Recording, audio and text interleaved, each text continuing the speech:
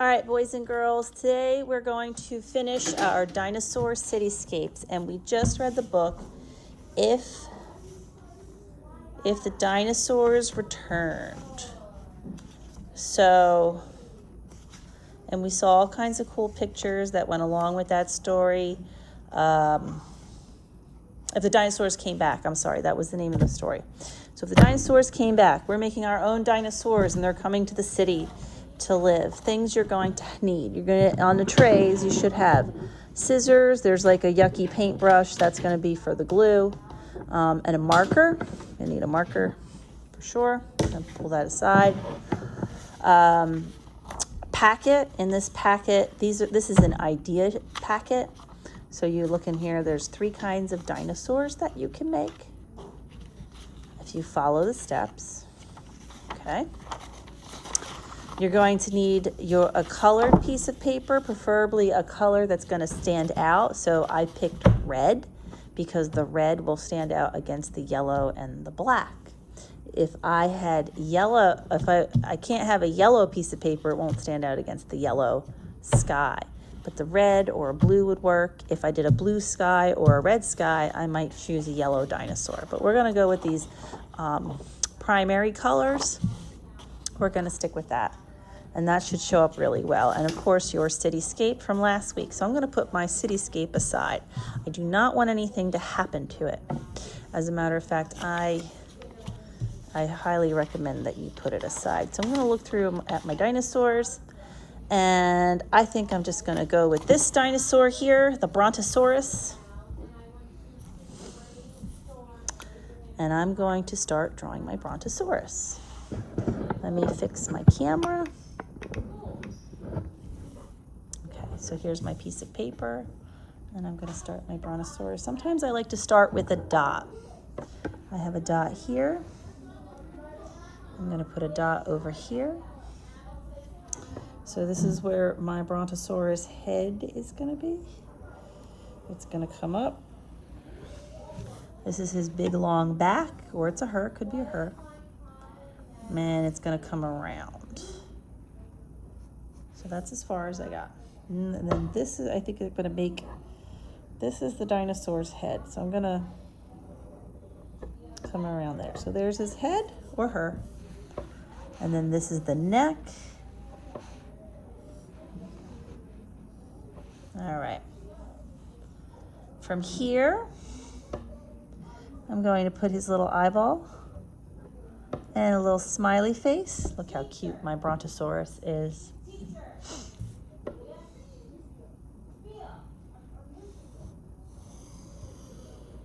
I'm going to put in the tail. So the tail comes around. And you can take a little artistic liberty. My tail's going to come around like that. And I'm going to bring it back in. Now I'm going to put the legs. So here's the front legs. They start up here. And I'm going to come out. Here's the toes. Then my other leg's going to come down. And go up. There we go. There's the other foot, so it's kind of in the back, and maybe my dinosaur is going to take a big dinosaur step with their other foot.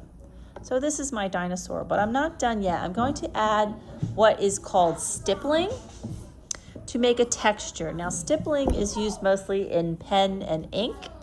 We're using ink.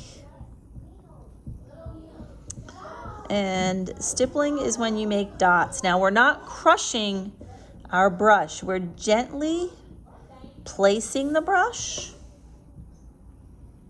Maybe this is his nose. I don't know. You can make the eye a little different. It's your dinosaur. And it adds a texture, so it almost gives the feel as if your dinosaur has like not smooth skin, like dinosaur skin has like maybe wrinkles or bumps.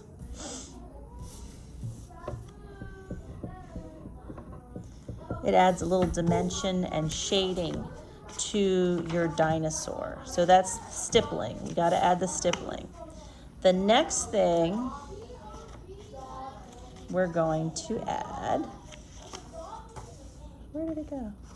I was looking for something, I'm sorry, is going to be hatching. Now, we're not hatching dinosaurs. What we're doing, we're gonna add some shades. So like under here, we're gonna add some lines. This is called hatching. Hatching is a way to add, again, some dimension to our dinosaurs. Give them form, make them stand out, make it interesting, add some variety.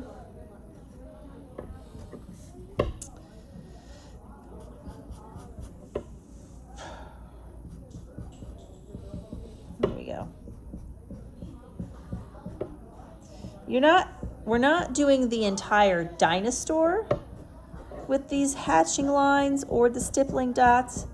We're just adding a few, and you'll notice it makes it a little more interesting. All right, I think I'm pretty happy with my dinosaur the way she is, or he.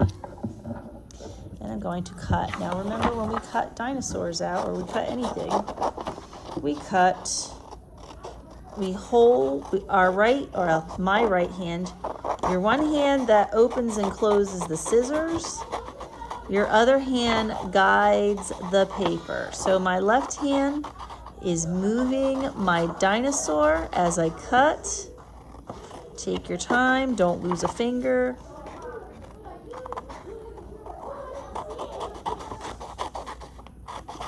I'm gonna cut this big piece off to make it easier to cut.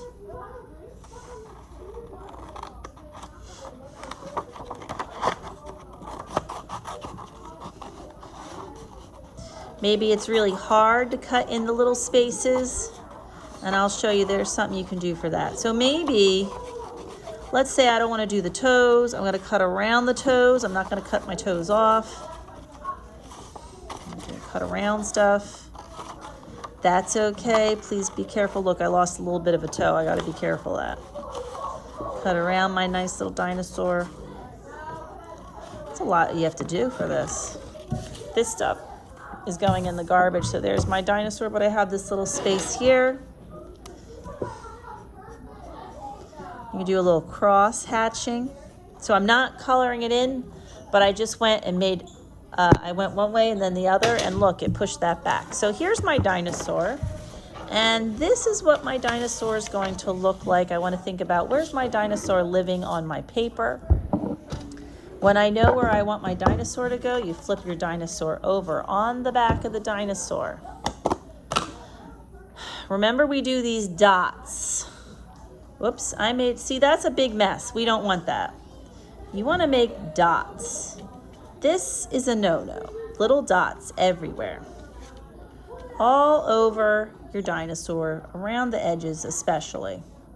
We want to put the dots. Don't splatter the glue like Miss M just did. That is no good, no bueno. No good. Go around, put the dots. When you're done, you can leave the brush in the container. I have to soak the brushes. You're gonna flip your dino over. I think I want my dinosaur here. You can flip your paper over, give it a massage. And look, boom, just like that, dinosaur's done. Isn't that cool? All right, I can't wait to see your dinosaur.